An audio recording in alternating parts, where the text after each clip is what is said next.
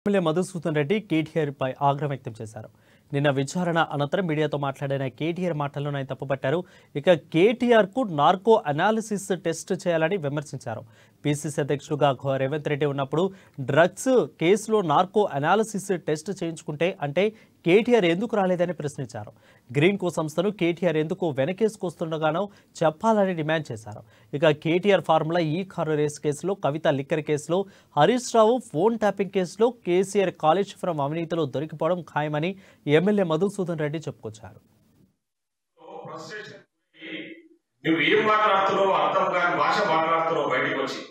నేను చేయాల్సింది light detector test కాదు, నార్కో అనాలిసిస్ టెస్ట్ చేయాలి. నేను చేస్తే అప్పుడు అన్ని విషయాలు బయటకు వస్తాయి.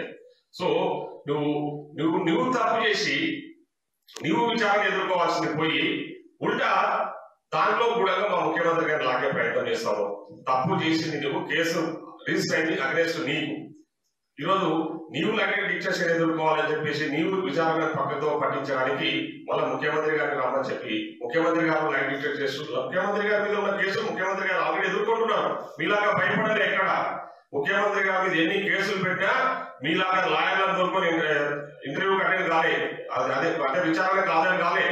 ఆయన మీరు ఎన్ని కేసులు పెట్టినా ధైర్యంగా కేసులను ఎదుర్కొన్నాడు.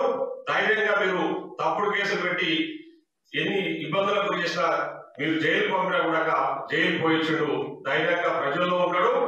ఈరోజు ఈ రాష్ట్రానికి ముఖ్యమంత్రి కాగలిగాడు. కానీ మీలాగా దొంగ సాకులు ఏంటంటే లాయర్లు లేరని ఒక రోజు లైట్ డిటెక్టర్ టెస్ట్ అని ఇంకో రోజు ఈ విధంగా విచారణను తప్పుదో పట్టించే విధంగా విచారణను హాజరు కాకుండా తప్పించుకునే ప్రయత్నం చేస్తున్నాం అంటేనే ఇక్కడ క్లియర్ గా అర్థమైతా ఉంది.